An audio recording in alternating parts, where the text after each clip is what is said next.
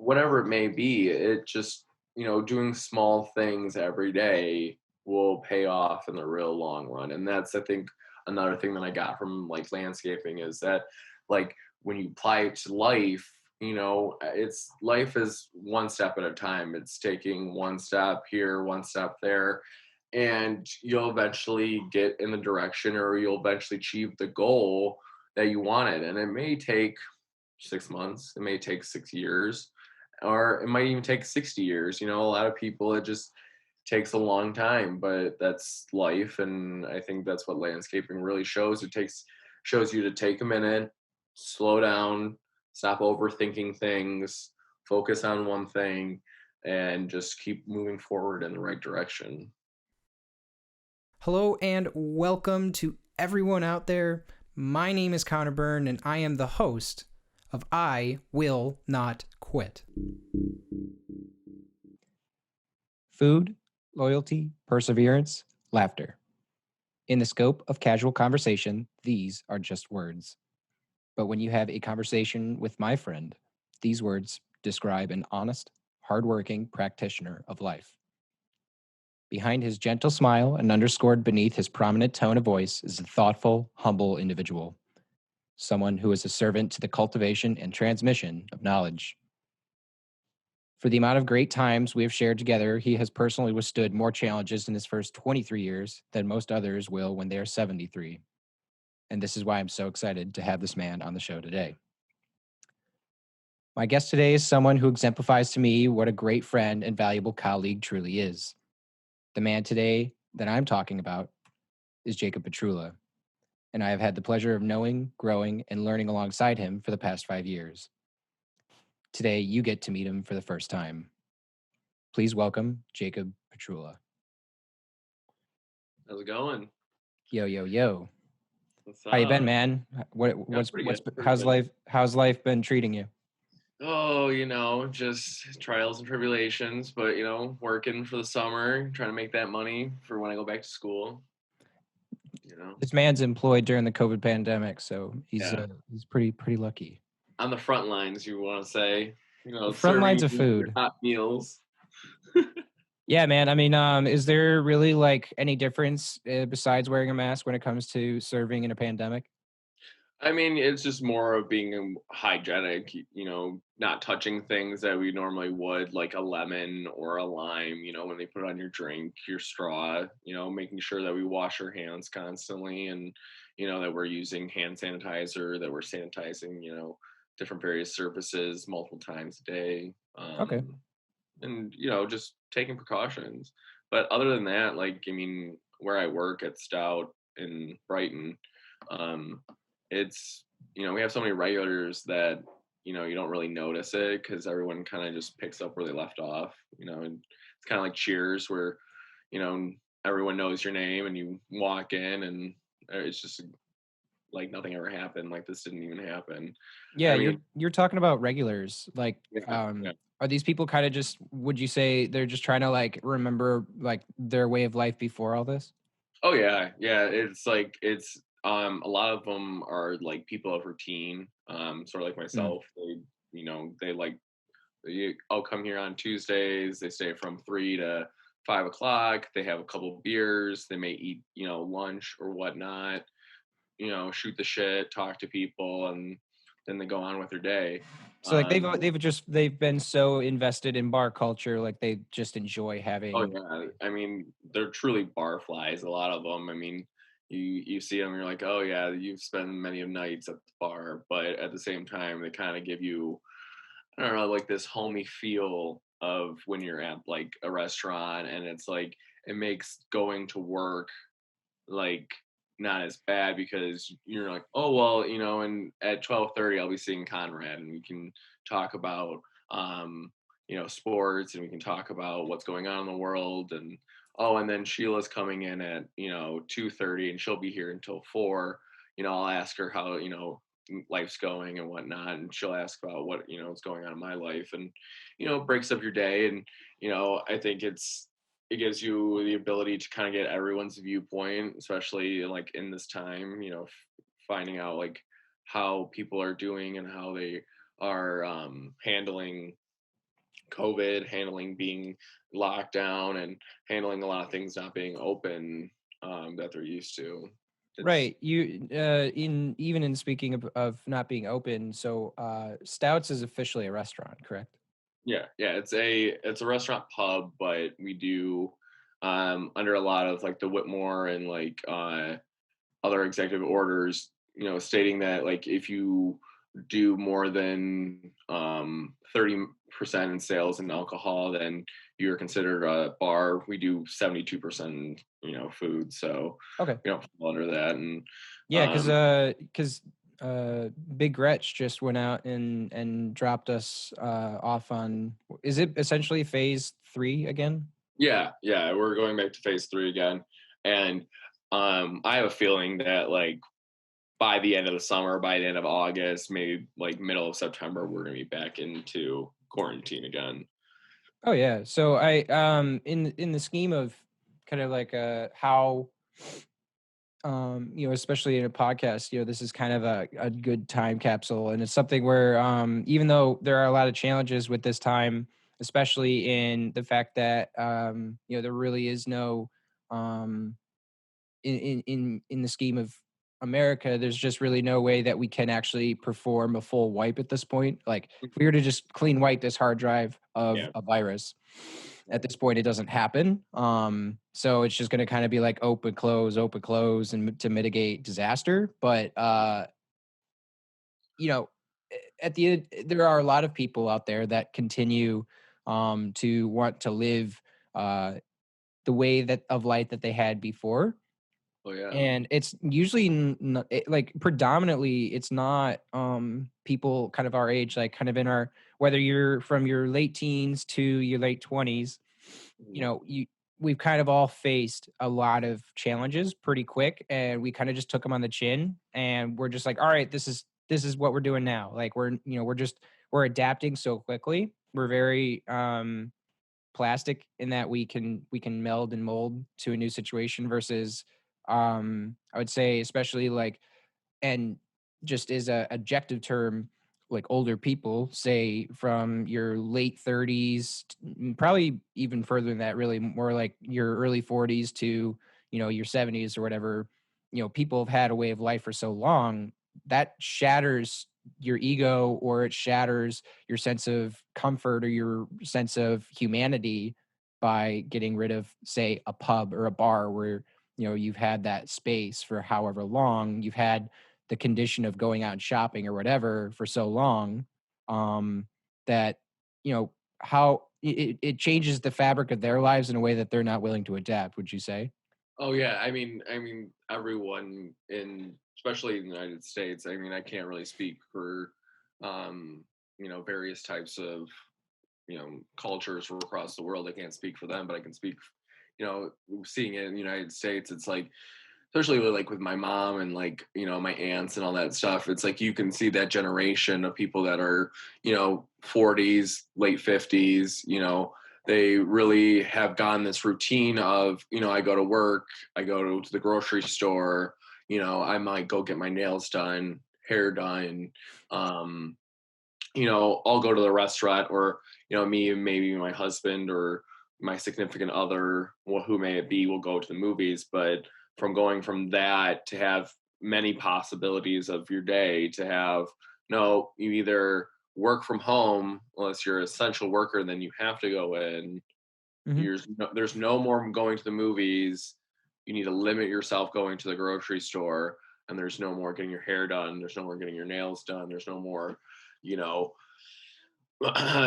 going to Sky Zone or going, putt putting or, And to describe it, like the reaction is almost as if they're taking it, at least like you're from taking a newborn child away from you. Like for that's yeah. what it is to people. It's like you're, because you say that you can't do this, it's like almost like your mom who's in their 50s goes from being a mom in their 50s to being a child Mhm. learning how to walk. Almost like you tell them you can't do this, they're going to be like, what, throw a tantrum like, why can't I do this, blah blah Well, blah, like this, I look at it from, and I'm sorry to talk over you. I yeah. just the to interject is, that's a great point because I think really it's a matter of now that we're like the scope of our relationship is to really start getting out of the house, to start providing for ourselves as we get Yeah. out of school. Yeah. As they kind of like fall into the rhythm of being an empty nester at some point. Yeah.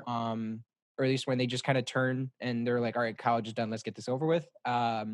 Is yeah, they do want to have that way of life they had before they had kids. Like they kind of been waiting for, whether they thought so or not, there was a Yeah. moment in their life where they said, okay, well, what's the next step? And, to go out and do. And especially with like my mom was planning a trip, or my parents were planning a trip to Italy.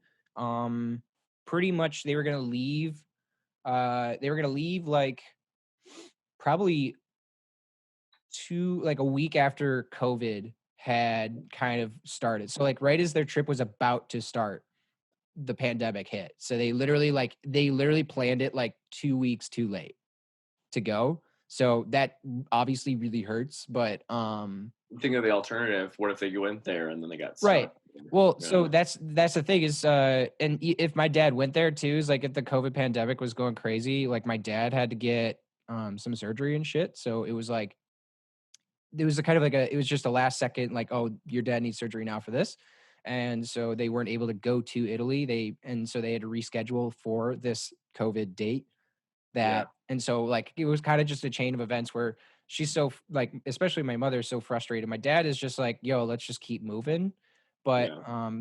I know that there's a lot of people out there that hold a lot of resentment towards their way of life right now at somebody. I think they're trying to be mad at anyone just to like Oh, yeah. Yeah. show their emotion, which is both good and bad. At some point you kind of have to turn that whole situation around though.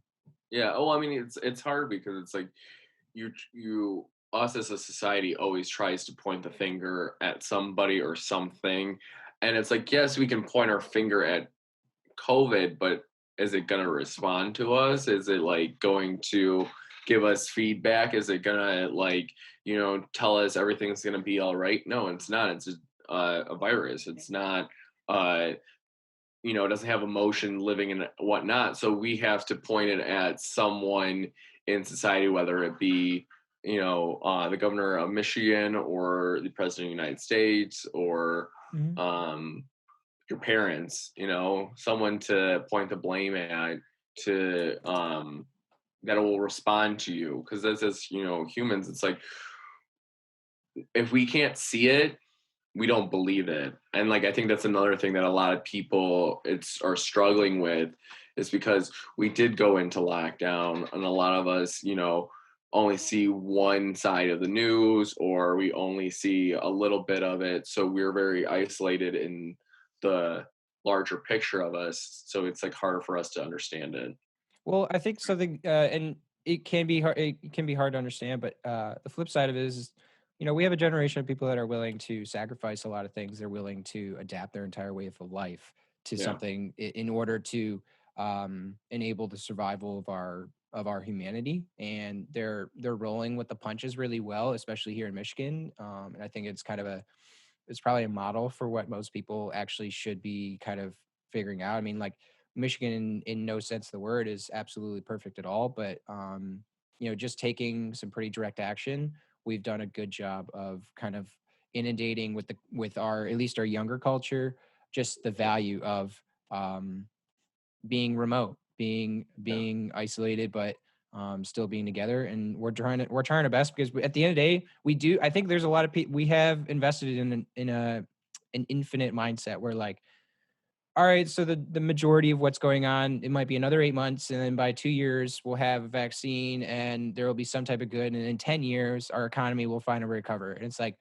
I think a lot of us have already been like, yeah, it's gonna be 10 years, but like, you know what, we're gonna make this work. We did it once before, let's do it again. So Yeah, I think it happened in 2008. It's gonna, but that's another thing that I think it's really funny because you have, like, as you say, our parents' generation. They're not our grandparents' generation, where our grandparents' generation have gone through this multiple times, like the Great Depression. They're like, if your grandparents are that of that age, but like, people that are 75 plus have gone through this and have realized, like, things will get better. But like our parents' generation, yeah, they went through it in 2008. They may have gone through it, in 2001 when 9/11 happened, maybe in the early 90s, but nothing to like of this significant as like I mean the whole entertainment industry is down. I mean, that's a $30 billion industry a year that's gone. That's not, Mhm. we don't know when it's coming back up. They're finally starting up like, sports and everything like that again, but And we've already that's lost. still a hard thing. That's Yeah, that's still still a it's hard still thing. it's We still a still can't ridiculous thing to be trying. yeah, we still can't have people going to, games. We can't, it's all Yeah. like, empty stands, empty fields, like people just kind of like playing the game in pure silence because there's no one rooting them on. I mean, there's just billions and billions of dollars that are being lost. Where like Yeah. in 2008, it was more of like the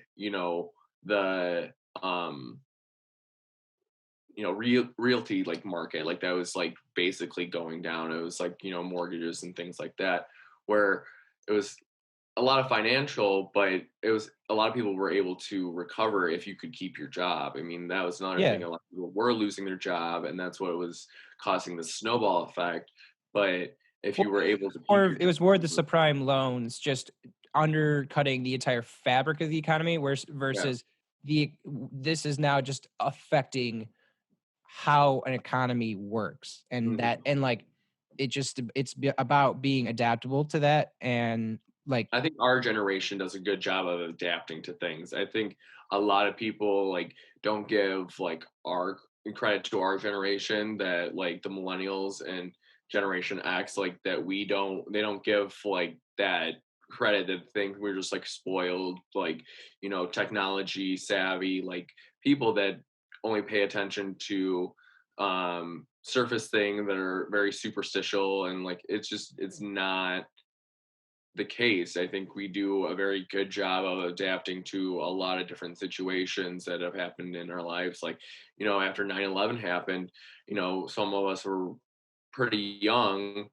and it changed a lot, like, going to the airport, or going through security at various arenas and stuff like that. We yeah, grew up with that, and we adapted to that. We adapted to a lot more of homeland security coming into us, and a lot more of the like government spying on us, and it's like we adapted to that. And like for this to be thrown at us, I see that like a restaurant, like I see various different ages coming in, and it's always people of our generation, always masked up, always asking, is it okay to remove our mask?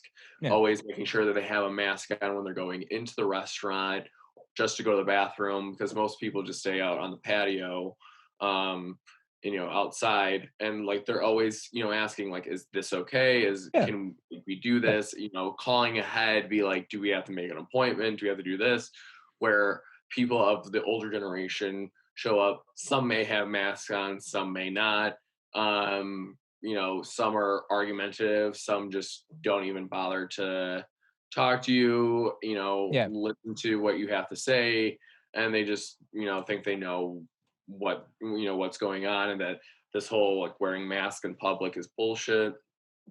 And then you even get to like the older generation in their 70s and stuff like that, and they're all masked up too. They're like literally, a lot of them, watch the news constantly. A lot of them have gone through similar, things in their lifetime, Hmm. where they don't mess around with this, like our parents' generation does. Like our parents' generation, I feel like um really has a But trouble with like, listening to people. it's It's definitely a very, clash of cultures, man. I yeah. mean, the three different generational cultures right now are really taking different approaches to life because they were given different approaches to life. Mhm. Yeah. One, you know, and that across the board, that kind of just applies to what is happening, and it is just culture shock. And you realize, and obviously, we're getting to an age, we're kind of in a funny spot too, like, you know, when we're trying to start our careers in our early 20s, Yeah. and we had the prospect. We left, at least like when I left school, I had the prospect of, okay, like we can get a good job and get out of the house, whatever. And now, and a lot of people were in that situation. You too, as well, as like you could find employment in other places besides just a restaurant. Yeah. But um the general just aspect of, we came out with some pretty high hopes, good economy Yeah. and opportunities, and um it still doesn't hurt as bad as like leaving college now, with not only your college being remote. Let's say you're a senior in college right now, like, Yeah. absurd. And Yeah. then so to go from having the obviously the college way of life to you're leaving college, and not only are you in so much debt you don't know what to do with it, but you don't have any means to provide any type of support for that. So that's a rock and a hard place that people are going to be facing in 6 months time. Like, it's going to be 6 months from now, and you're going to start seeing news of, yeah, I can't pay for anything here right now. Like, there's like, I mean, I have like $80,000. Let's say I went to dental school or something. I have like $80,000 in debt. Like, how am I supposed to pay for that when I can't even open up my office right now, Yeah. or anything like that? So, but um, yeah, I really appreciate kind of like the way you've been seeing things, and I appreciate the way you describe it. I also wanted to kind of like get in it with you because there's some things that you're super passionate about. There's some things that kind of make you you, and I kind of just wanted to test them out, talk about them. And we were talking about restaurants, and we were Mhm. talking about just working at restaurants, stuff like that. So like, what, like, is there a moment that you could define that got you interested in food? Because you're a huge foodie. So like, Yeah. Oh, yeah. I was mean, there a like, moment that like you said, I love food? um, yes, there's actually two. There's one, like, I mean, growing up, a lot of like, my Sundays and even Saturdays, were like spent around like family meals, at like either at my grandparents' house on my dad's side or at like one of my aunts and uncles on my mom's side. And so food has kind of always been a way of like, getting us all together for the week and, like talking about what's going on in the world. And like that kind of like, instilled like food has a power, food has an ability to like, stop people from what they're doing, grab a plate, grab a seat around a table and just sit there and talk. And whether it be about politics or whether it just be about like a deer that you saw on the side of the road today, it really just kind of like gives you the ability to like be able to speak your mind and like, because also, and it's another great thing. It's like when I was a kid, it's like, a lot of people that are 7 to 8 years old don't have a voice. And like my family was always big about like, okay, I know you're only 8, but like what's your opinion on this? And so it kind of gives you, I don't know, like state of like grown up see like when you're that young. But then another moment that I think that kind of also similar to that, but like that defines it is like I was gracious enough to like be able to accept like um an invitation to have a Vietnamese like dinner Hmm. with some people that are actually from Vietnam that they asked me and my mom and my brother to come over and they were hosting kind of like it was a baby shower or it was kind of just like a family gathering, but they wanted us kind of like experience the culture. And that's all like that I truly like. Another thing that I really love about food is experiencing different cultures through the food that they have so much praise over for their nationality. Like this represents them, this represents us as a culture. This really is our defining dish or our defining thing that represents us. A And so defining dish? yeah. What's like a defining dish in Vietnam? Snails, escargot. I mean, there's a lot of French influence because they Mm. were owned by the French for a very long time. So a lot of seafood, a lot of shrimp, things like that. Which a lot of French people are very into snails and delicate like shrimp and delicate eating, and that's kind of like how Vietnam is. They use a lot of their hands. It's very like you know um, delicate, like fresh herbs, fresh vegetables. They don't really eat a lot of meat. I mean, Pescatarian then. yeah, they're very much like they'll eat meat, but not in the form of like a hunk of steak or a hunk of chicken. You It's mean to more tell like me they don't have like a Leo's, like half pound Coney Island? no. They have more like like a thin strip of pork or a thin strip of chicken that is in pho or whatnot. And Do they do um kebabs? I'll do kebabs. no, they don't do any kebabs. They do like it's more a lot of broth. It's a lot of bone broth. It's a lot Okay. of like, egg dishes. Like omelets and just very like curries and simple but very powerful dishes. They like to use a lot of spices, and that's another thing. Like they're very into using chilies and garlic and onion and things to really season broths and season their like sauces, because that's like their main thing. Like you may get like a piece of bread, but like there's 40 different sauces in front of you to try out. Like Wow.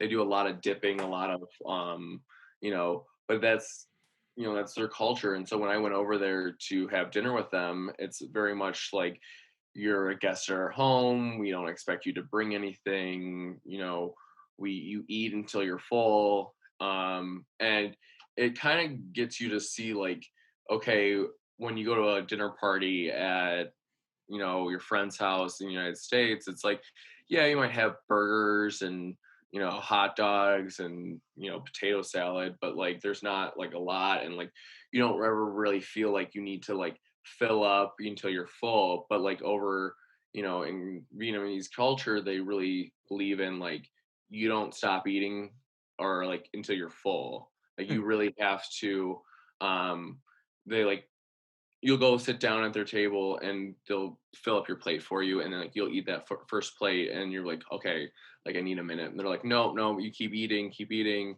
and they'll like keep filling up your plate until like honestly you have to get up from the table, throw your plate away or put your plate in the dishwasher and be like, no, I'm good. And even then they're like, okay, do you want a snack now, or are you sure you're not hungry?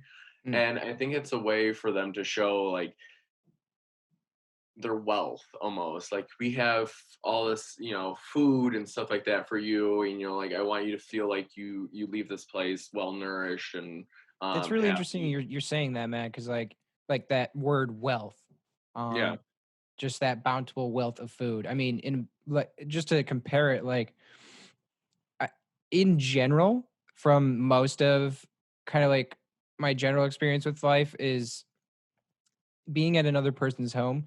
Americans are very open to offering food, yeah, but there is a air of almost like intimidation. Like there's yeah, an awkwardness about yeah, sharing food with other people, which I think yeah. is It's an awkwardness really of like, oh, do you think I'm gonna take too much? Like, yeah. Like, am I yeah, gonna take too much food? Like, oh, don't save me. Like, I don't need to. Like, it's okay. Like, you don't need to save me a steak or a plate. Like, I can go eat at home. Like, it's yeah. very some weird selfishness around food, which I didn't realize until very recently. And like in Vietnam, they're very much more like like the host won't eat, but like you as a guest, you will eat until you are full, like until you're over full. And I think it kind of, as a foodie, it really like, opens your mind, because I think a lot of people that are foodie, like, yes, we love food, we love, experienced, different types of food and, different cultures, but it's really about like, I don't know, getting to know someone through their cooking or, um, through just their culture. It's like it's about a way just to connect to someone on such a like higher level than a lot of people realize. Like foodies aren't in it just for the food. Foodies are in it for the experience, for the culture, for the people around it, making friends, and that's the thing. It's like when you like to cook, it's you don't cook for yourself. I mean, a lot of people, yeah, you cook and you try different dishes, but you're really trying these dishes out for other people, so you Yeah. can make it for other people, and you can really like impress them, and you can bring together a larger group. It's like that's another thing. It's like your people that like to cook are cooking so they can bring together people. It's not because they're cooking just to cook. It's like there's a lot more to it than just you know chopping and sautéing. It's more like, what, like, when you're making this, I know this person doesn't really like the spice, but we're gonna try to like wean them into it a little bit. We're Mhm. gonna like bring up the spice. You cater to people when you're cooking, and I think it's just a really great way to um, bring together strangers, bring together people that hate each other. I've known like so many different disputes that have been settled over a meal. Like And they sit down and enjoy a great meal together, and they come in being enemies, and they walk out being like best of friends. And it's just the power of a good meal. yeah, man. I mean, the community around food definitely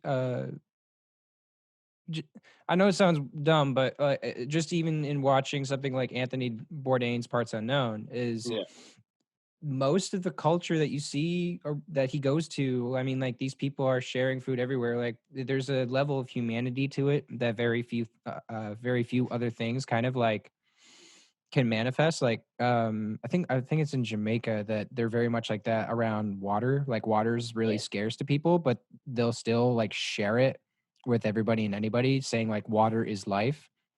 In the same way, like food is that energy, that life source, that thing that gets you from point A to point B every yeah, day, gets you in and out. And that's a root of American pretentiousness around food, is the fact that we don't exactly have in generally in general generalized fashion, families don't have a lot of like quote delicious food. A lot of it's processed, a lot of it is pre-bought, a lot of it's pre-cooked, a lot of it just there's no sense of I made this.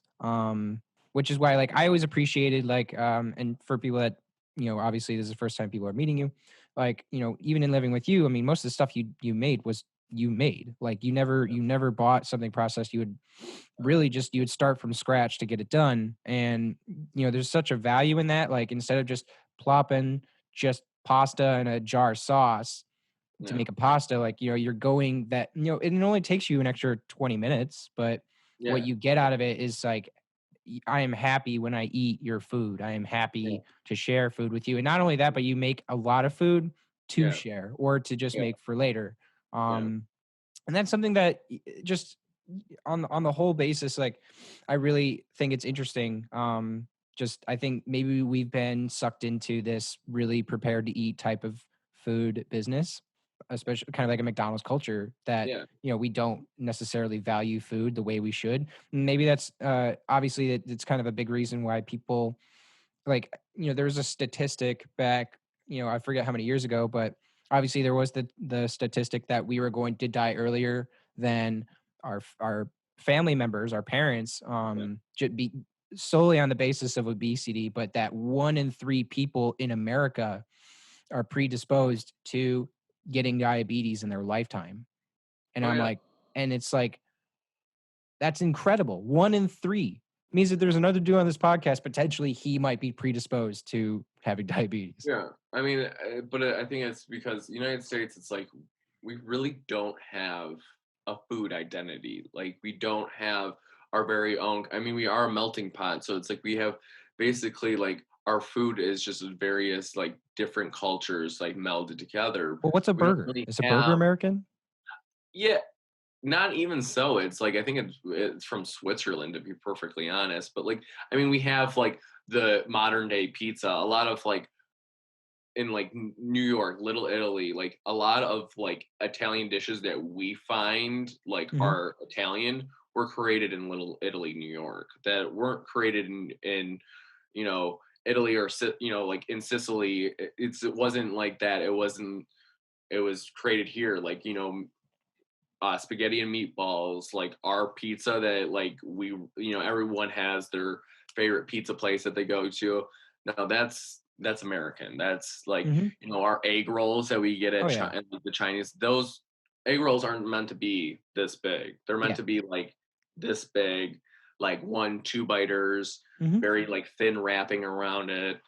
No, like our identity as the United States in food is fast food.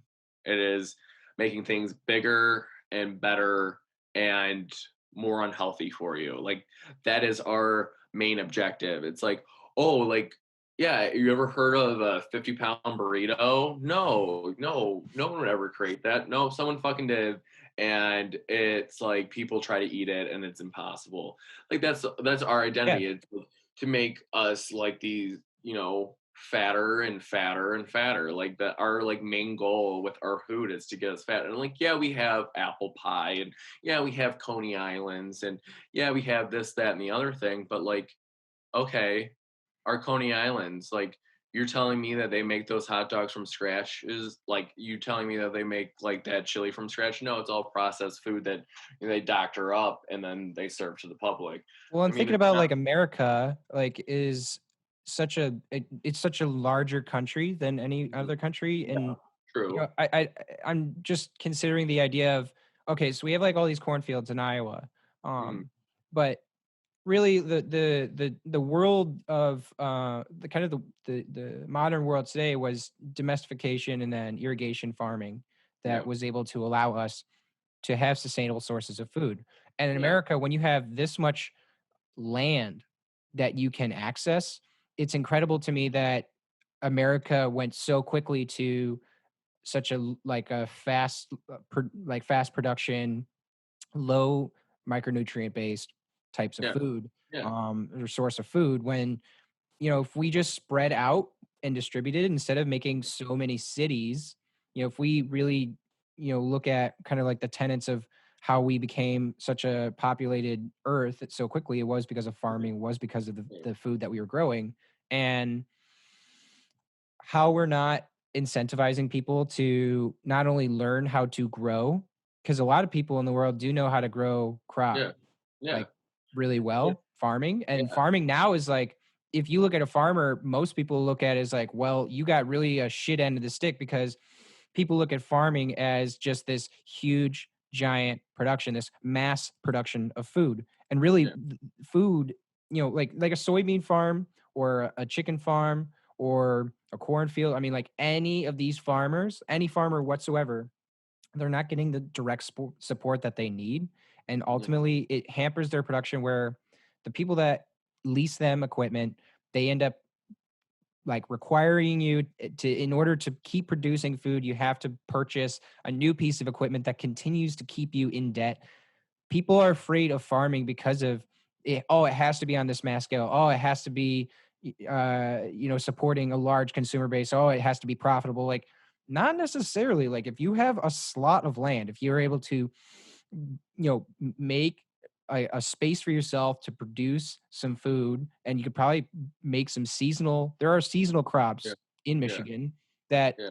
or anywhere that you live. And basically, why are we not? And I mean, obviously it's monetary, like, that is the Because American way to go buy people it. in the United States are lazy. That's what it is. I mean, But that it's a huge, I mean, I'm just thinking of this, but it must be such a huge disservice to be like, well, we have such great game meat in Michigan, or in north of Michigan in Canada, or we have just anywhere along kind of like the northwest yeah, area of the state. And just about anywhere. I mean, there's food to be had. There's food to be sourced from the earth, and we continue to rely on mass-produced sources. And you look at anywhere else in the world, which obviously they're smaller. Like, let's say a country's the size of a state, which is kind of in many cases the case. yeah. Um, obviously they just have a certain amount of foods that they'll import, and they have a lot of foods that, they will actually take from the land.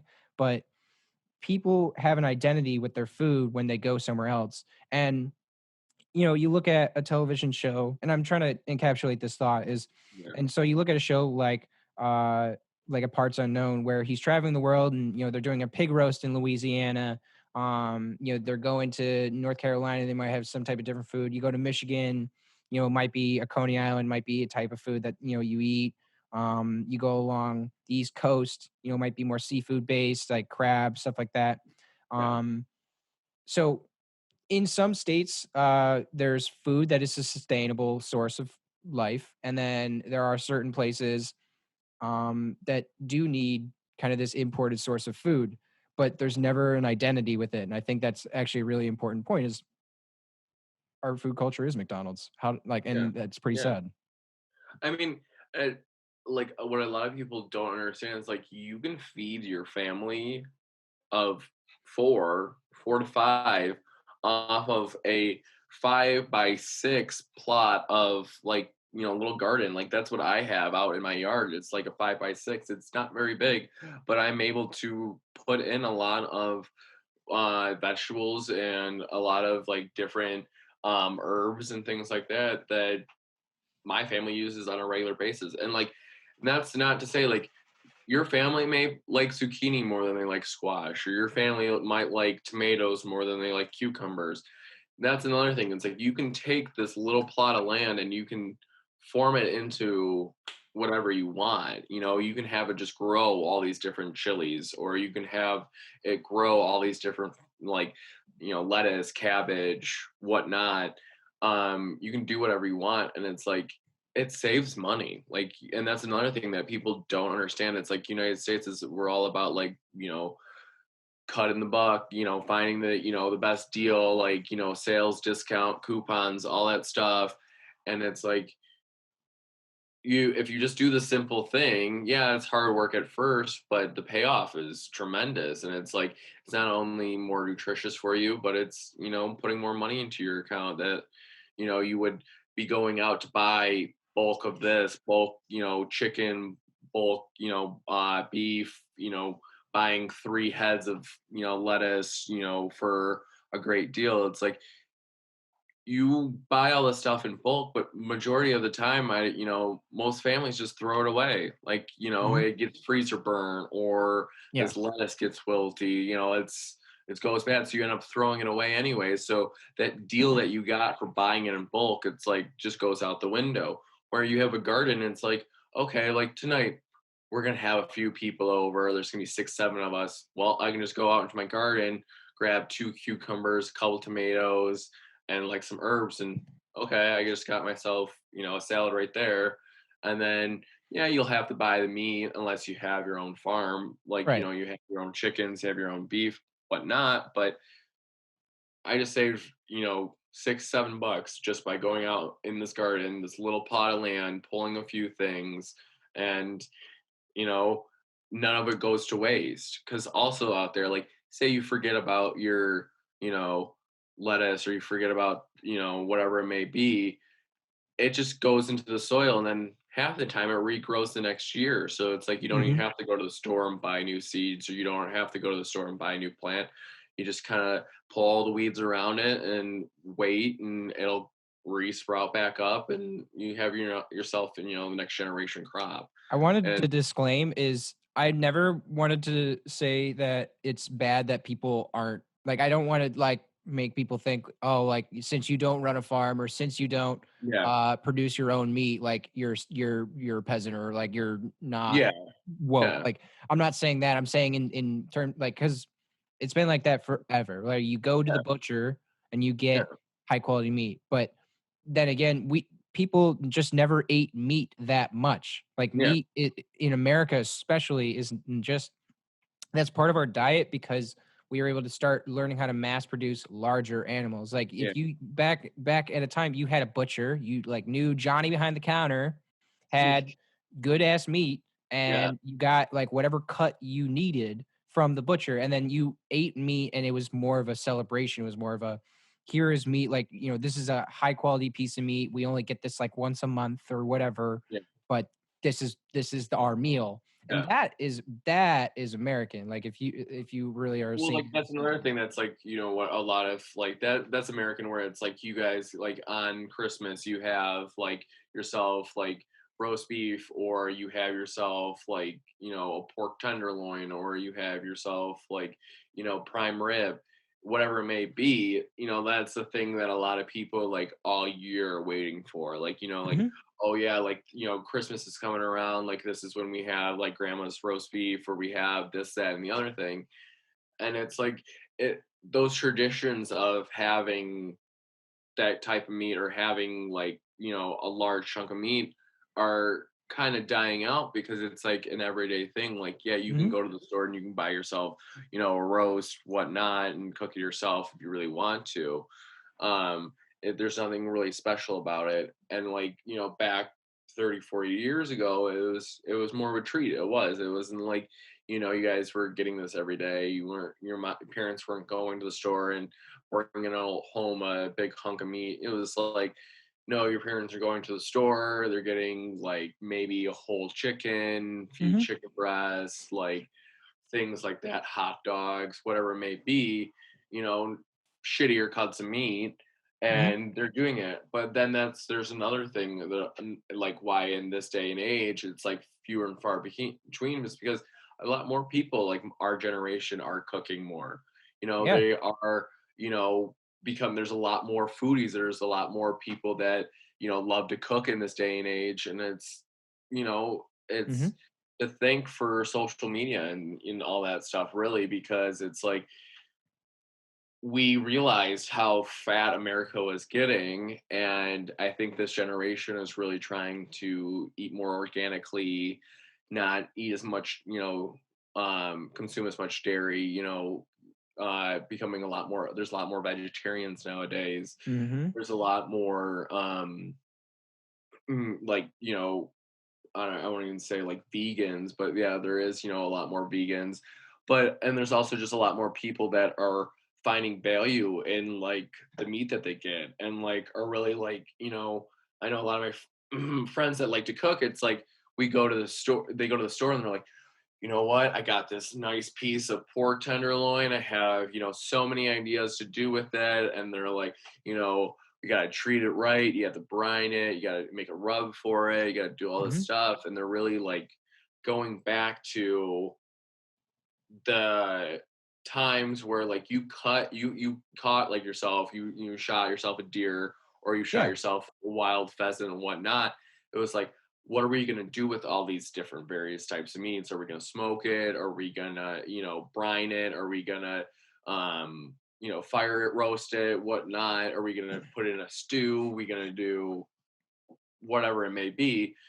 And that's, I think, nowadays it's like people are really getting into, finding out, their ancestries and cooking like their ancestors. And a lot of people are doing 23andMe and, ancestry.com, and they're finding out, oh, I have a lot of, French in me, I have a lot of Native American in me, I have a lot of, Indian, what may have you. And they're going back to and finding recipes that are part of those cultures, and, really getting more involved into it and finding their identity with cooking.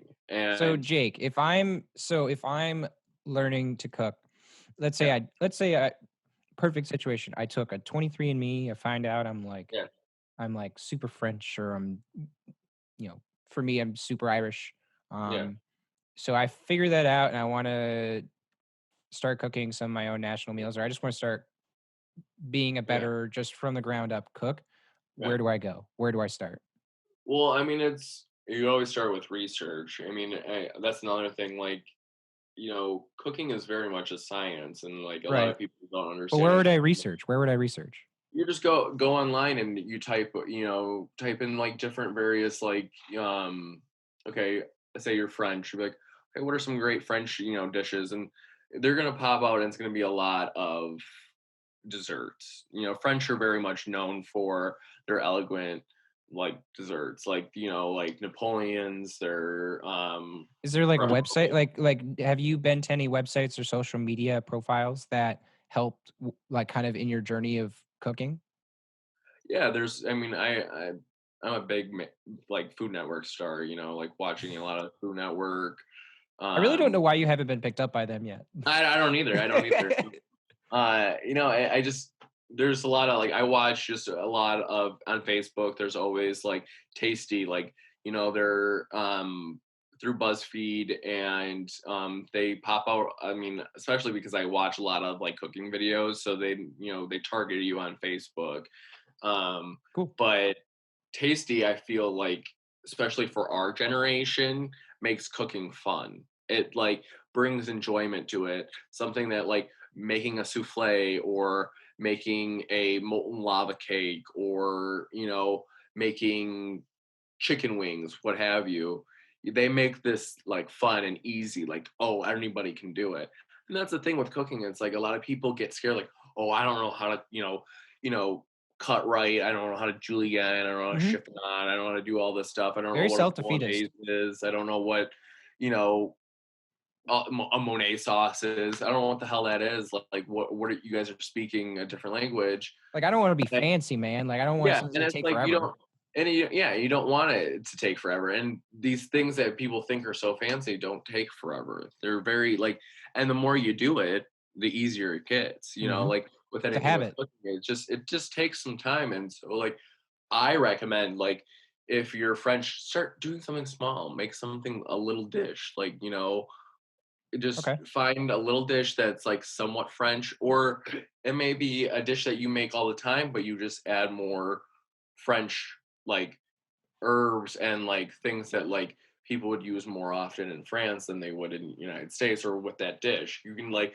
and that's another thing. It's like these fusions of Mexican and Asian and this, that, and the other thing. It's like Fusion. it's really just people just taking a dish from a different culture and just changing up the seasonings, Okay. changing up the what to fit their palate or to fit, the palate of that other country that they're trying to like, change it into. Hmm. But like if you're French, just start out something small, like making like, you know, whipped cream or, you know, Yeah. trying out a small I dish, mean, Doug, you just turned me on when you made a walk in an actual walk at at our apartment yeah. one time, and I had never really been interested in like Asian style food, Yeah. and now it's like it's a staple like once a week where it's like I know I'm going to be filled to the brim with food, and Oh it's going yeah. to be so freaking good. That's another thing. It's like a lot of people like I'm a very simple cooker. I'm like I use like basically the same three seasonings, salt, pepper, and garlic with anything. Like And that's you're a just pan cooker too. It's like it's yeah. just all there. Yeah, I do a lot of like either grilling in the summertime, Hmm. smoking in the summertime, or even the wintertime. I like to, smoke a lot of meats. Um, or just like one pot meals. Like that's another thing that's really easy. Throw it all in there, let it all cook, maybe throw some cheese on top of it. There's a lot of things that like you can move yourself up very quickly in cooking if you have a passion for it. And it's like you can start very small by making very little things, and then oh, you're like, well, let me branch out, and let me just keep branching out a little bit more, and soon enough, you're making yourself like everything from scratch, and you're julienning like nobody's fucking business. It's like I've been cooking since I was 8, 9. Holding a Hmm. knife, learning the proper techniques, all that stuff. But that's because I wanted to, I wanted to Yeah. learn that, and Not when everybody you has have not passion for everybody it, has that action to go yeah, and cook food or whatever. And like obviously whether it was that was taught to them or if yeah. that's just not your jam, like then that's all good. Like But I'm also very much into like home cooking too. It's like, hmm oh, like especially yeah, like now, like we can you home don't cook. have to like have everything doesn't have to be all chopped up properly. Yeah. Things don't have to be measured out properly. It's like you're really like when you're cooking for your own taste buds. And if you think it tastes good, 9 times out of 10, someone else is gonna think it's gonna taste good, unless it's like horrible, like you're, an elf and you're mixing like syrup and spaghetti together. Like, yeah, that's gonna be And gross. there's But trial and error with it. Like, yeah, there's just going to be some food that you cook and you're like, well, that believe was a me, stupid I've idea. had so many things come out like that, like after cooking for years and doing the same recipe over and over again, it still comes out wonky Hmm. and fucked up. And you're like, well, shit happens. And like half the time, like if you're cooking for your family or friends, y'all laugh about it. And then you're like, oh, you remember that one time when, Jake made this and they fucked it up? Like we've had it at like one of our family meals, like my cousin, who also is a foodie, who also likes to cook, he mixed up salt with sugar and made a sugar roast instead of a salted roast that he was trying to make. And no one knew. And we all carved the meat up. It was perfectly cooked, smelled good, all that stuff. And we ate it, and it tasted like horse shit. I mean, it was honestly. And the worst thing was that it wasn't just normal sugar, it was vanilla flavored sugar. So it Oh, was vanilla sugary, like rosemary meat. And that's the you're face just you like, make. Mm. yeah, or like we've had it where like my grandma like was making homemade brownies and she mixed up the vegetable oil with soap and she put soap in the brownies and we some of us ate it and it was horrible. But like that's the thing. So, and I mean, and so just to put that cap on is truly like, we're going to fail at making food until, there's something worth eating. You're gonna fail at cooking food so many different times. You're gonna make Yeah. something you don't like. And it goes like that for everything. It's, I think, a really beautiful parallel with anything that you're doing. Is like, food is intimidating just because you want to get it right. Yeah. You Yeah. have expectations and you have other people's expectations and you want to make sure they like it. Don't be afraid to fail. Don't be afraid to have people like look at you and be like, yeah, this isn't it. And just take it on the chin and be like, all right, well, what did you not like about it? Like, ask good questions. How can I improve? How can I do this? And I And think that's that's how going to, I've learned, like I've always learned by like doing that, like where like I make a meal and be like, okay, give me your feedback. Is it good? What do I need to add? every And time I eat something from you, you're asking yeah, questions. I yeah. didn't know how to cook until Yeah, my brother, perfect example, didn't know how to cook until he was out of college, basically. no. I was like 21 and started practicing to become Yeah, a sugar and now baby. and now he's 30, so he's just in the last 10 years he's really gotten into cooking and Everybody takes their time, takes a different amount of time. But if you were to source food and let's say you had your own garden, so that involves landscaping. yeah. Oh yeah. So, when you're not cooking, you'd spend a lot of time landscaping. Am I right? Yeah, various different times. Like I um, do a lot of outside work, pruning this, pruning that, just walking around. But that's another thing. It's like there's times where I really do mind it, like where it gets on a nerve, like when it's hot as hell outside and you have to cut the lawn and you have to like do some weeding and all that stuff. Yeah, it gets annoying and whatnot. But there's a lot of times where like you cut down a tree or you get rid of this bush that's been bothering you, or you fix this part of the step on your patio, whatnot. Mm-hmm. But it's just like the sense of like fulfillment, almost like you're like, oh, I got this job done. It feels good. Well, I mean, like, did you always? How long have you been landscaping now? Like, would you say like because you've consistently landscaped for at least how many years now? 3-4 years now. And Maybe five. about 5 years. 5 years. And when so did you just start landscaping on your own? Did somebody show you how to landscape? I mean, like I grew up in like a household again where like my dad did a lot of landscaping, taught me a lot about landscaping. He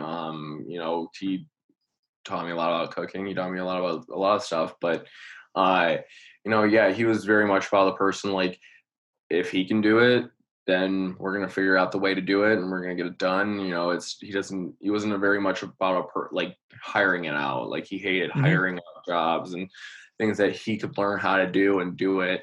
And like that's another thing that I really a life motto, a life like thing that I live by is like if I can do it, if I don't know how to do it, I'll figure out a way to do it. I should say, like that's what I really live by. It's like I like to learn a lot of different things, a lot of like, I take a lot of bits and pieces from here and there, jack of all trades, master of none. That's what I like to say a lot because it's true. It's like I'm very much about, I like to learn a lot of different various things, and landscaping kind of was like presented to me as a summer job, and then it turned into kind of like a small passion of mine, like building this patio or staining someone else's deck or fixing someone's railing, or fixing a garden up, or creating a garden.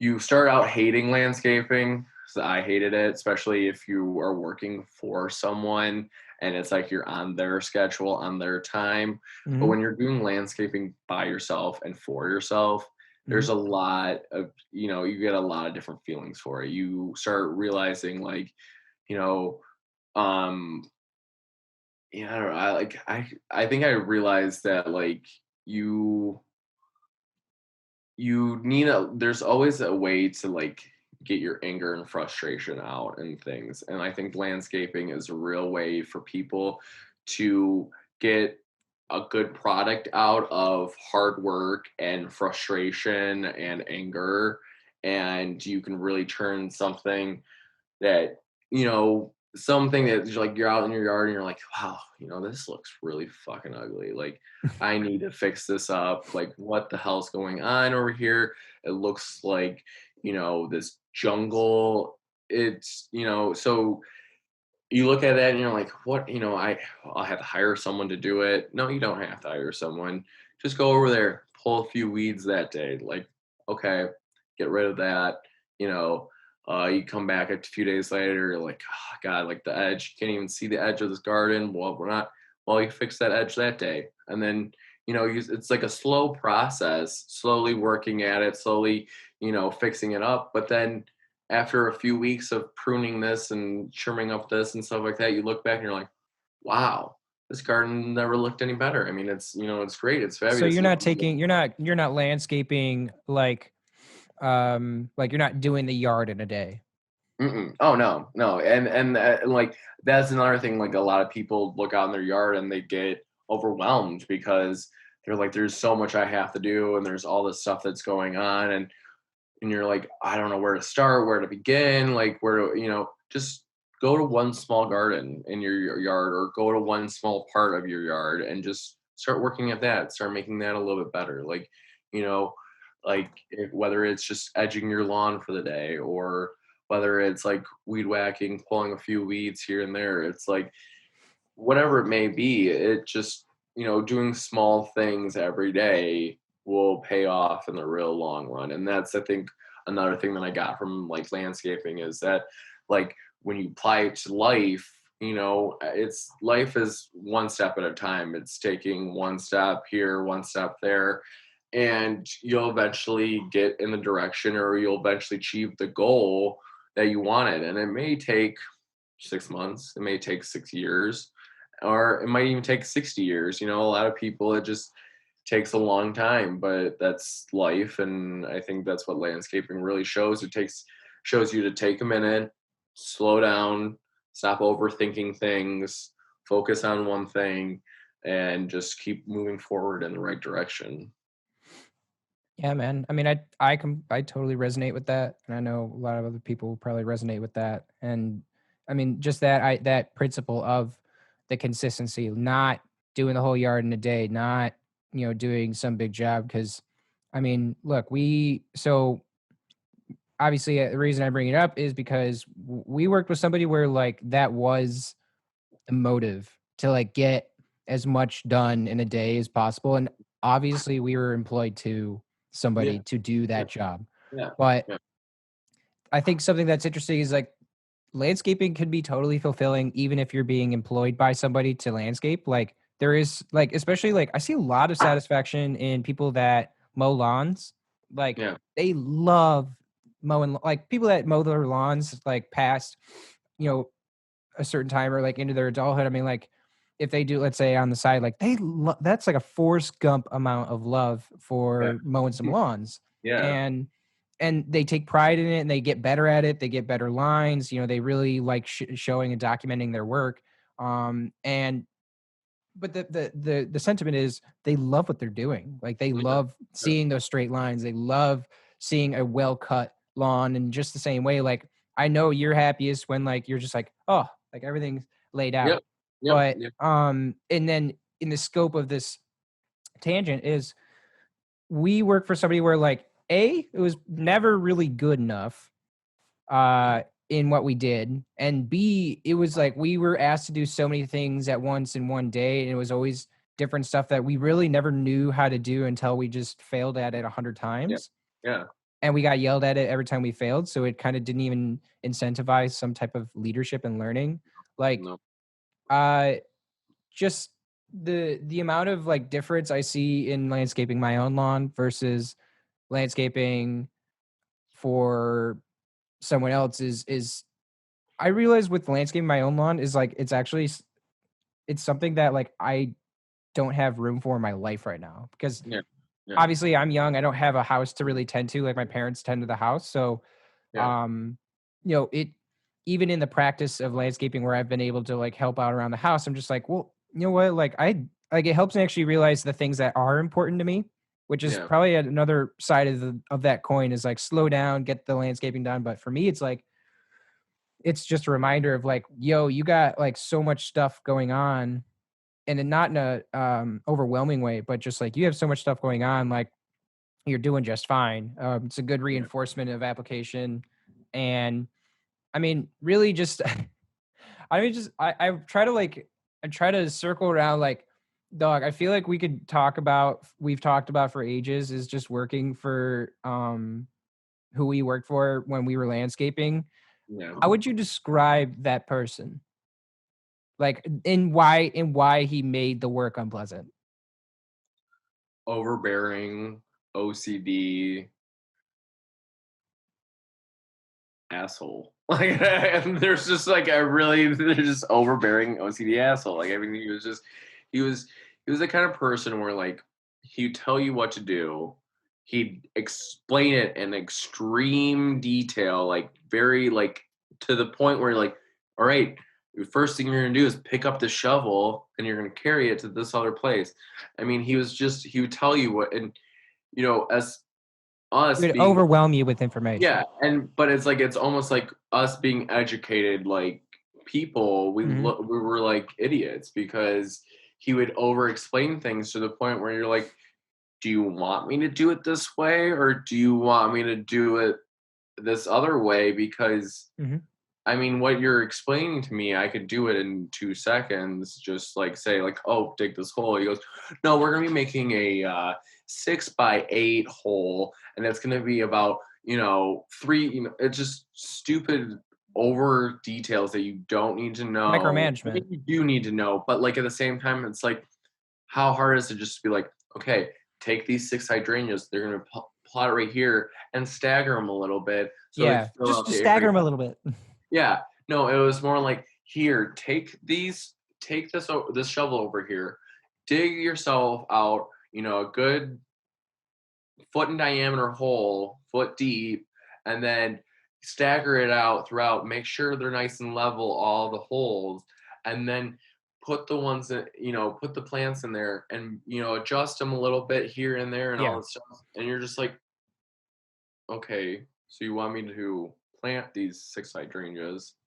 Well, I'm And bringing this up, man, is I and that is a good description. Is the reason I bring it up is because part of this podcast is really just I want people to gain some value, and it's not all going to be positive, and I want to also show people some negative experiences in which we live our life and how we can learn from them, especially yeah, errors of failure or moments of failure.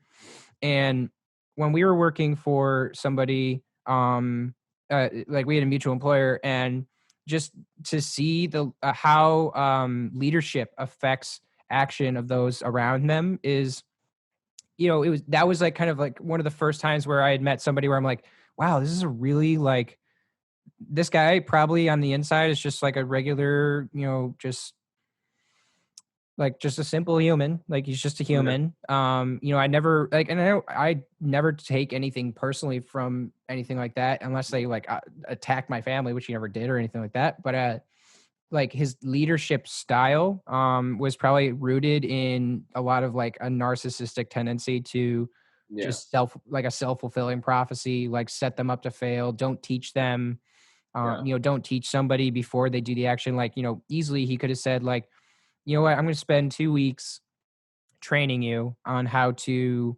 plant flowers or plant yeah, boxes yeah, or plant box box hedges or anything like that. Like he could have spent, a week where he sent some, people off to a certain site to get something done. He could have spent the time one-on-one to really educate me, because I had never really landscaped on a major level until I gotten that job. And it's funny, before the podcast, we were talking just about, people like basically being able to network a job is, when I lost my job, I guess it'd be like 5 years ago now. When I lost my job, the first thing I really did was obviously just kind of wallow, but I went to you and I'm like, yo, like I need help. Like I need a job. And you were able to help me.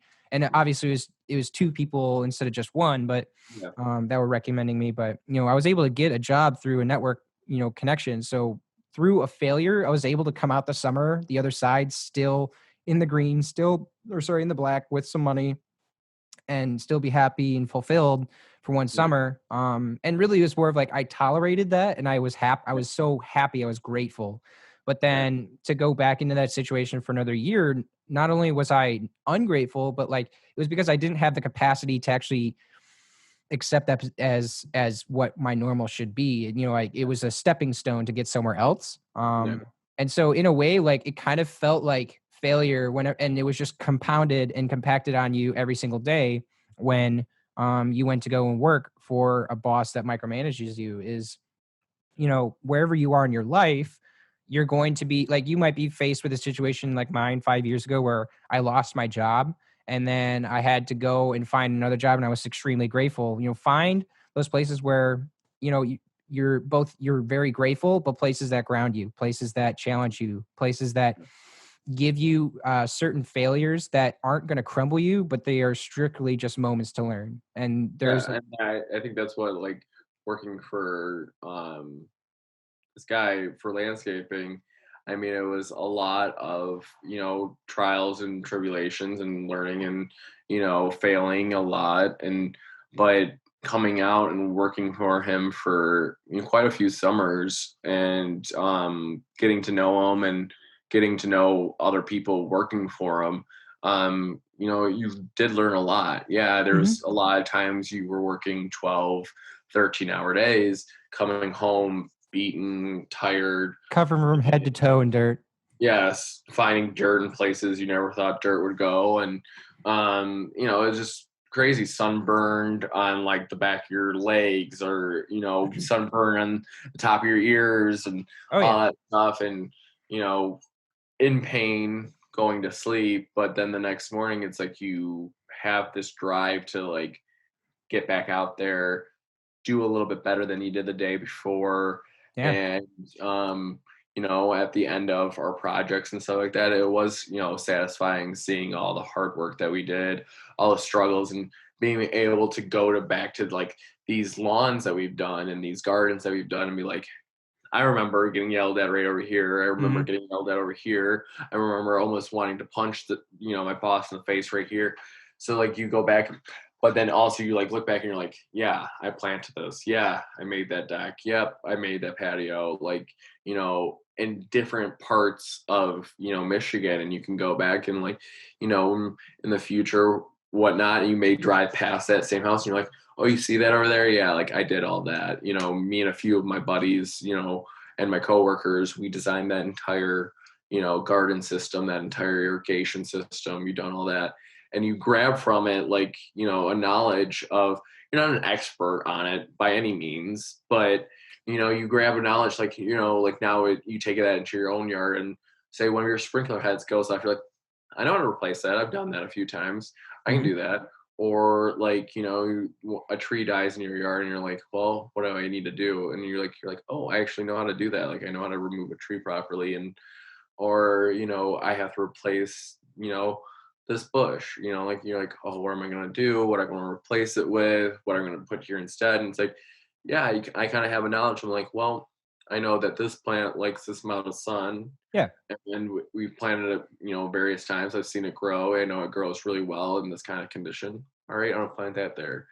I mean, I think it's cool that you're talking about all these different situations, not even so objectively now, where you're like, yeah, I did this. Like you've extrapolated the value and you've completely washed that objective thing of any type of emotional value that it once had, which is really cool. Like, Yeah. I think we get so stuck in our way where like there's a lot of like self wallowing or maybe like in the moment there's a lot of people, myself included, that are super perfectionist.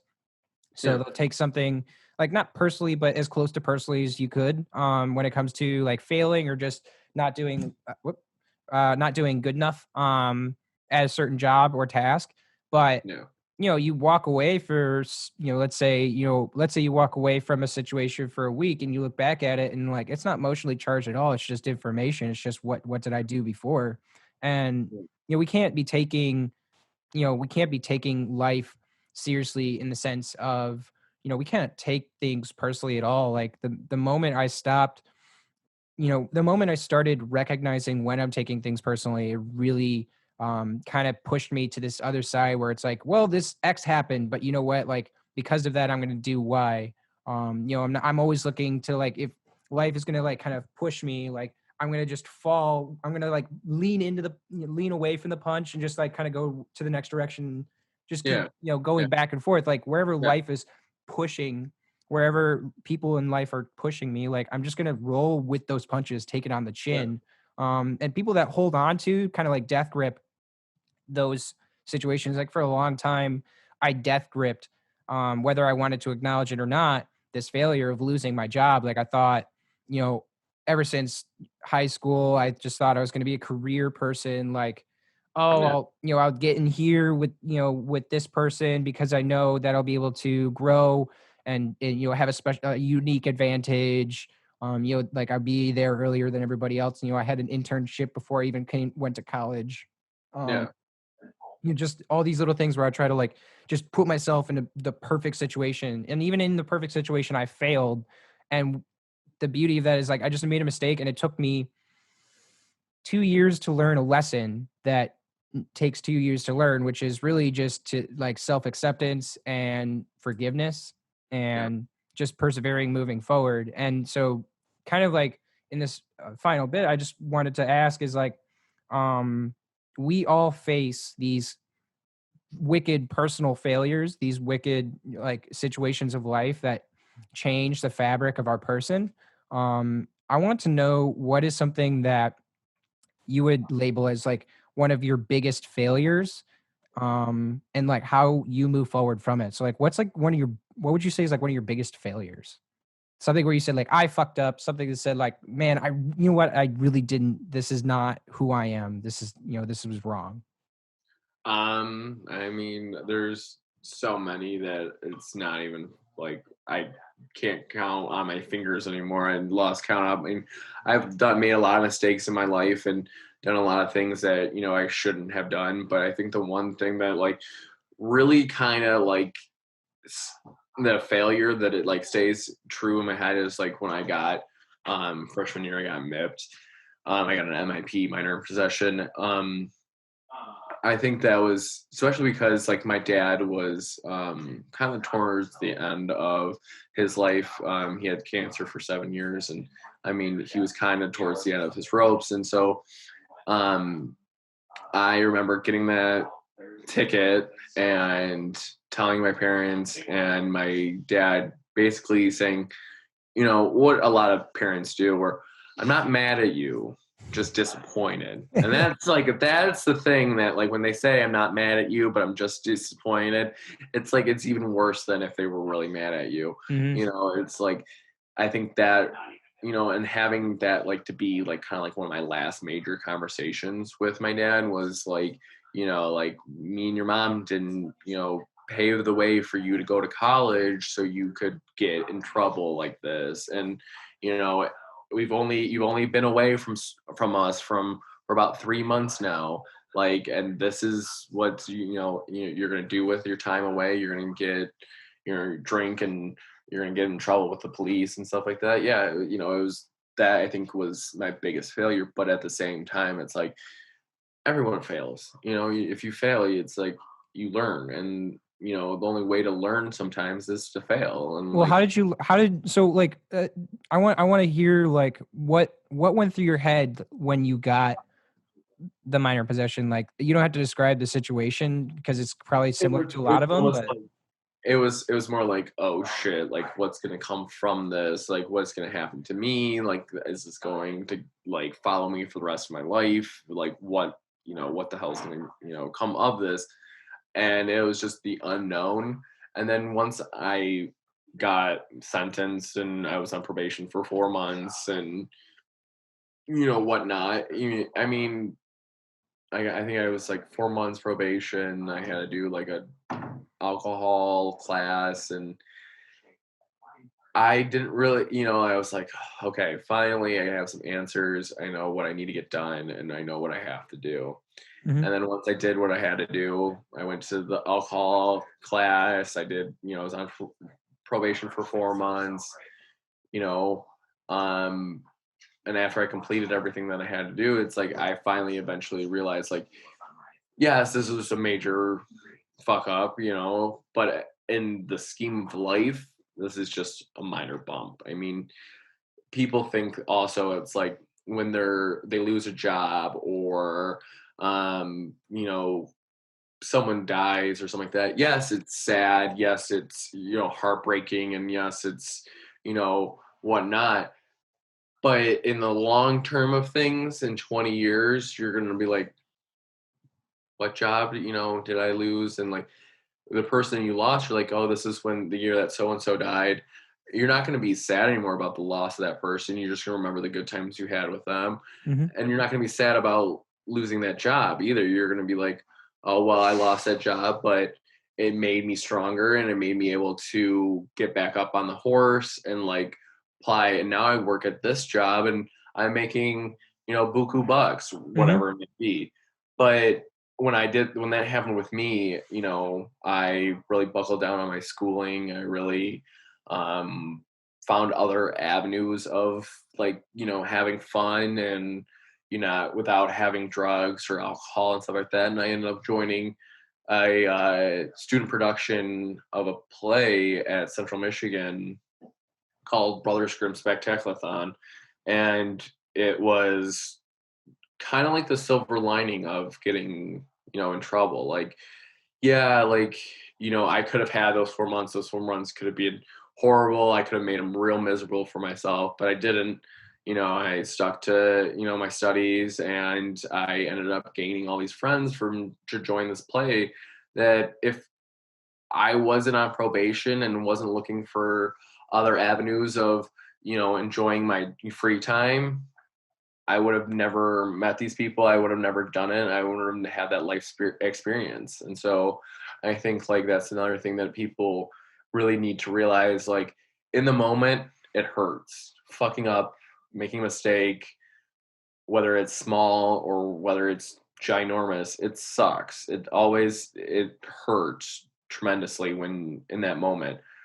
But it's what you do after that moment that's what's truly going to define that mistake, that failure. I think that's what and a lot of people need to realize. It's like, yeah, you got that speeding ticket, but like, all right, in 2 weeks after you paid that speeding ticket, you're back on the road, you're doing whatever it is. Are You're you going back to on the speed road. again? Yeah. Are you going to speed again? No. Are you? Well, you may speed again, but are you gonna speed down that road again? Nope. Right. Are you gonna? You learn from it. You're gonna, try to be a better driver. You're gonna try to pay attention a little bit more, and you're gonna learn from it.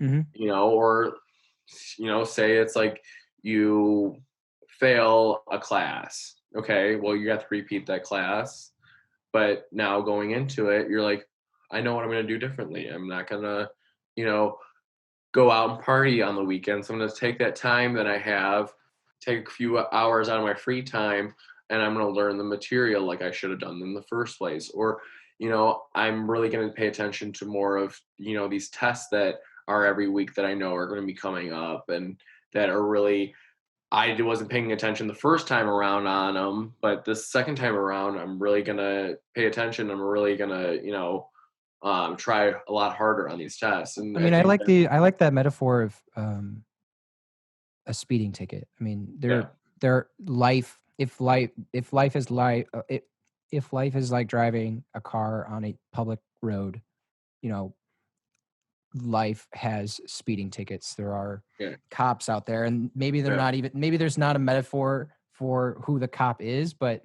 yeah, life is going to dole out speeding tickets when it feels like it, and it's going to be for like the right reasons. Like, you know, you were like, I was literally speeding at, I think I was 19 when I got fired. I think I got fired when I was 19. And I mean, like, I was just speeding. I was like, I was trying to do everything at once. I was literally trying to like self-fulfill a prophecy for myself that wasn't even my own. I mean, it was like yeah, a lot of what I envisioned as like greatness for myself was ingrained in what my parents had kind of taught me. And I I guess like for me, I didn't even know like what success was as a defined term. I truly just thought success was just applying yourself to the business environment, whatever opportunities are there, just gun for it. And a lot of people consider those like, I would specifically say that there are a lot of people in their like in their middle age right now that describe that as success as like, oh, you got to be a go-getter, you know. And really what go-getter is to them is just a label for somebody who knows how to like play that system. yeah, And I realized that, and like literally waves of my life continue to wash over me in that, from that situation where I lose my job because of a mistake I made. You know, even to this day, like it defines what I see as success today, because yeah, I don't see myself as a success today, and I won't for the next 10 to 15 years. But yeah, even in doing this podcast, I see success. I see yeah, like I'm trying something new. I'm trying to like, let's say I'm trying to weed out one of these garden beds that used to just be like weeds and nothing else. And I want to create a new space for myself to grow something new. And that reverberates from 5 years ago. From five yeah, years ago, I screwed up, but what came from that is I literally like, I lost my job. I met you. yeah, I met everybody that is important to me to this day. yeah, And before then, I didn't even have people that I would say I considered to be like my like people I would like. I knew people, like I have friends in high school that I'm still close with, but yeah, in the scope of how we see each other, how we know each other, and how our group of friends, which now is yeah, about 20 strong of a yeah, squad of people, that all reverberates from losing my job and ultimately my value in myself, like my acceptance. Like I know I was on a path to being super unhappy. I yeah, know that because you know what, I would have had like the marketing role. I would have been like a trendsetter, whatever you want to call it. Like I would have been probably a social media guru. Like I would have done things in a way where, you know, I probably would have gotten into some company doing a social media role. And yeah, I know even in doing stuff that I'm doing now, which is producing content in a sense, is I know for a fact if I did it as just a job and I didn't do it for myself, that I would be absolutely fucking miserable. oh yeah, And I yeah, would have never done that. I would never, ever, ever, ever, ever known that unless I failed or I allowed myself to fail. yeah, And that maybe that's like something I would say is like, I mean, we have to allow ourselves, we have to be open to failure. We cannot just shut it out. Like whatever happens, if you do, like taking that baby step is about not looking at the future, not predicting your future, because your brain, your memory is naturally, your brain naturally predicts the future because that is our human nature. We're the only primate, the only mammal, the only animal that can actually use its brain to define future circumstances yeah, from yeah, its past. yeah, Every other one is reactive. There's a fight or flight. Like a bird is always looking around. A squirrel is always looking around for like a coyote. Like they're always in a fight or flight when it comes to their situation of living. Versus us, we can extrapolate information from our past experiences and move forward in a positive direction of the current, while also having a relative idea of what's going to happen in the future. But yeah, we can't lose ourselves in that side of our brain. We yeah, can't lose yeah, ourselves in predicting the future because we'll never get anything done. yeah. You can't always worry about the future, and like And that's the thing that, I mean, even me, I like, I struggle with it too, is that I like, oh, if I don't do this, right, and then I fail this, and like, how does it affect my entire future? And it's like, you really just gotta like kind of like take a step back always and just be like, okay, yeah, you fucked up. All right, well, what are you gonna what's gonna come of this? What are you gonna do? And it's like you can be miserable about it, Mm-hmm. or you can find the silver lining and use that to turn this negative into a positive.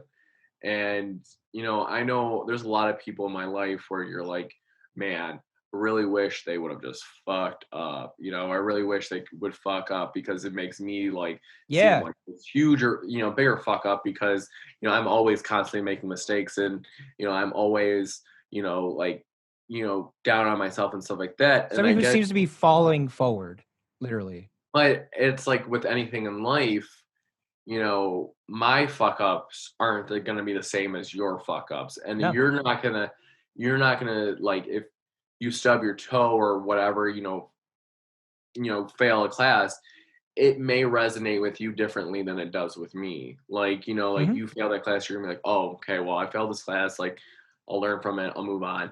I failed this class. I'll be like, oh my God, this is the end of the world. I'm never gonna graduate, all this stuff, blah, blah, blah. And I think that's another thing. Like when you see people and you think they're so perfect and they don't fuck up all the time. It's like, well, no, you don't know what's going on in their mind. Yeah, What man. they think is a failure and what they don't think is a failure. Like they could, you know, get like a 98 on a test and they're like, oh my God, this is, I'm like, this is such a failure. Like I could have gotten, two more and I could have gotten this 100%. Like, that to them is a huge failure, where you were like, oh God, thank God I just got a 98. Like I really thought I was Yeah. on this test, so everyone looks at life in differently, Well, the everyone. value of these failures is Yeah. subjective, but the tenets of failure are objective. And I think the real thing in life is, not like measuring how many like, fuck ups you've had, how many failures you've had and stuff like that. But the real bit like thing in life is learning from them. I Yeah. think that's what a lot of people, like, younger people need to realize. And I think older people have already realized it, that like there is going to be a lot of points in your life where you're going to hit rock bottom. It's going to happen, whether it be the first time you hit rock bottom at 30, or, the first time you hit rock bottom at your 45. It's going to happen. There's Hmm. going to be a point in your life where you hit rock bottom. And like, and it's not meaning like It's real. everyone's rock bottom is like without a job, without friends, all that stuff.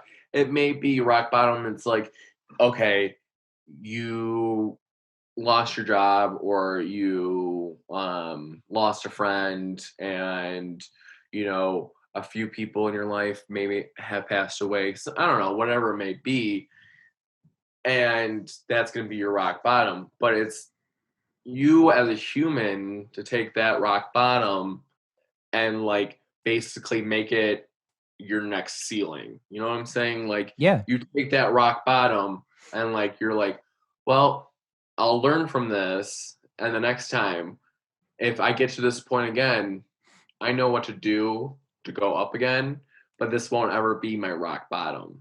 Yeah. Like I have to be even lower. Like I have Mhm. to get even fucked up even more, failures even more, like to get to my next rock bottom. And that's another thing that a lot of people like, you build yourself up, and like in life, if you don't learn from your mistakes, it's like you're honestly, I think you're just a basement. You're I just don't. I this. don't think that's. I think that's. Um, I don't think that's human to not learn from your mistakes. It just yeah, depends on like time. I know there's humans out there that haven't extrapolated what they need to learn from a failure. Like, I mean, and I think people cope with it in different ways. But certain people will fail, but they'll never let it go.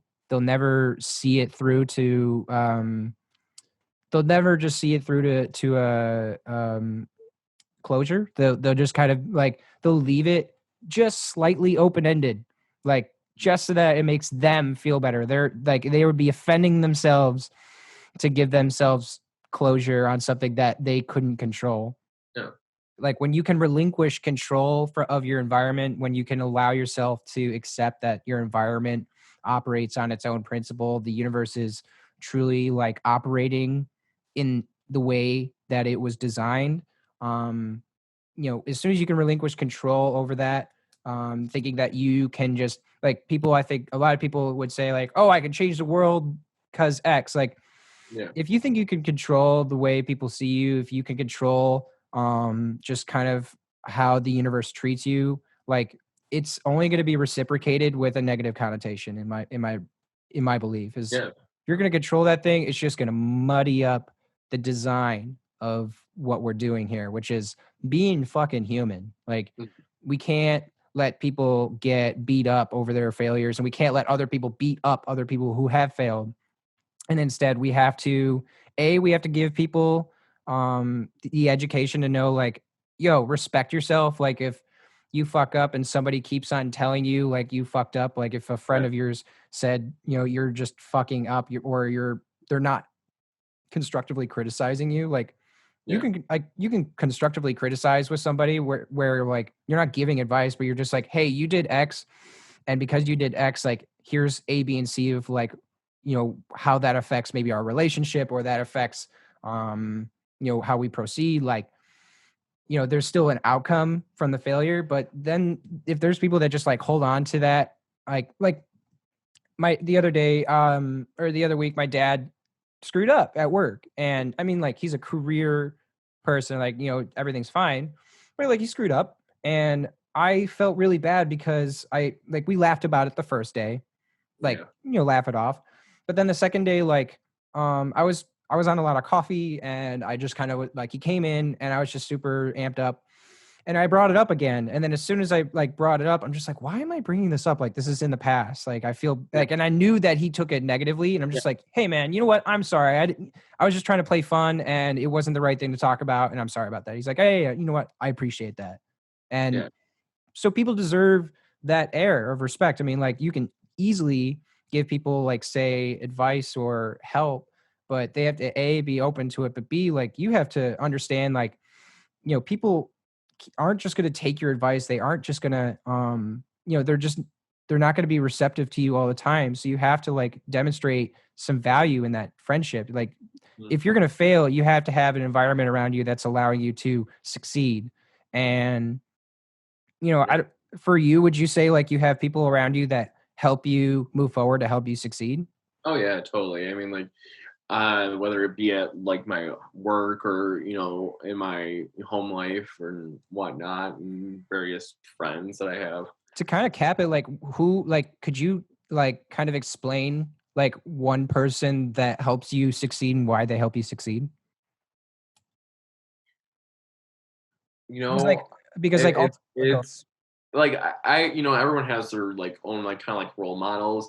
I mean, I think like for me, the person that like kind of like, even though like they're no longer with us, I mean, it was my grandma on my mom's side. I think she really is the kind of the person that like I look up to, the person that like kind of defines what I do in life and how I hold myself, and how I present myself to other people. I mean, she was the kind of person that like decided to raise 5 kids by herself, work 3 jobs, and keep a roof over her kids' heads, and didn't complain about it. And I think that is you. I think I think I really try to because your life may be bad, but there's always someone else out there that has it just a little bit worse than you. And I think that's another thing. It's like, we in the United States, we are a first world country. Our problems are like, yeah, Starbucks is closed today and I can't get my cappuccino. But in other countries, it's like, okay, well, if the market closes today, how am I going to feed my kids? Oh, you don't. Oh, what are you talking about? The prices on meat raised today. what the hell? Like, Mhm. how am I going to able to afford to feed my family? We're here, we're like, oh my God, chicken tenders went up by $1. Like, I guess Yeah. I'll only buy one pack today instead of buying two of them. Like, it's just stupid things like that, like where we, take for granted. And I think my grandma, like, she grew up where, she was one of 7 children. Her father was a miner that worked in South Africa, lost an eye when he was 18, mining in the fields in South Africa. Hmm. Yeah, and then meeting his wife there, and then coming to America and starting a whole new life. Him, my great grandfather, being someone who's helped build a lot of the structures in Michigan and the Midwest that we look at every day, like the Mackinac Bridge, like a lot of the old buildings in Detroit. Like, he helped build the railroad, like the train station there. A lot of things that we kind of see as you know landmarks of Michigan. My Mhm. grandfather's helped build, Huh. and like my grandma, my great grandmother, homemaker, like raised 7 kids, stitched, took like bed sheets and made them into clothes. And so like my grandma was a product of that, which in turn made her this headstrong, hardworking individual that her husband decided to cheat on her, like, and leave her with with 5 kids. She was like, nope, I don't need you. I'll divorce you. I'll raise 5 kids. I'll work 3 jobs. It doesn't matter. Wow. And she, like, she kept a roof over 5 kids' heads for almost 30 years. And then, eventually her kids were strong enough, and one of them was, could afford to let her move in with them. And like, I feel like, she was always that kind of person that, like, friends with anybody from any different walk of life. I mean, she didn't matter who you were, she was going to talk to you, and you were going to become friends with her. I think And I that's think, really, I mean, just to even get you there is like, um, it's just kind of a cool like wrap on where we started to is yeah, like your family comes from taking life on the chin, from yeah, taking the opportunities that life presents and just rolling with the punches and just like being okay with the path of their lives that yeah, that they took. Like, that wasn't a manifestation of any type. It was just yeah, you know they were ruled by the tenets of that world, which was work hard, provide for the family, and like naturally the families just got bigger during yeah, those times. And that was just kind of it wasn't even a consequence, it's just a fact of life. And you know it's resonating throughout your telling of any story like that is like, complaining is never going to be fruitful. And in fact, it's like leaving dead leaves on a plant. Like, you must prune a bush or a plant in order for it to grow properly. And if yeah, you're complaining, it's just kind of these like dead leaves that you're just leaving on your body, where you're just like, wow, look at me, like like, look at my dead leaves, like, look at them. yeah, yeah, And instead of being like, yo, can somebody like give me a cut here, yeah, asking for help, yeah, because naturally, like, that's probably something that your family did, is like, hey, I got all these kids, like, let me help you. And they may receive help in return. Like, in the same way, I see you going out, and a byproduct sometimes of failure, or yeah, I mean, like, a byproduct of failure is you go out and you serve others, you help others, because we all we're all in it together at the end of the day. Like, we are in this together, and that the human value. race can't move forward unless they help Yeah. their fellow people. I think that's another thing that's like, we as humans are very much divided. I mean, like, there is no species that